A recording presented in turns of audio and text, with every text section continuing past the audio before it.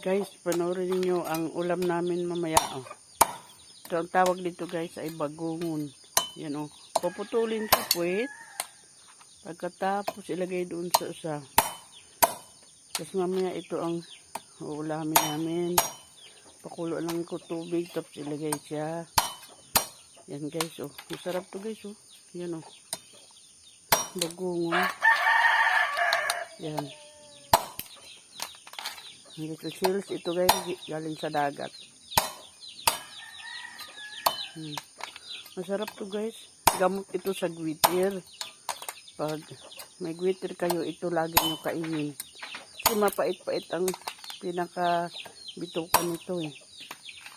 Kaya kung may gwitir, ito mabisang gamot. Yan o. Ito. Kailangan magsikap.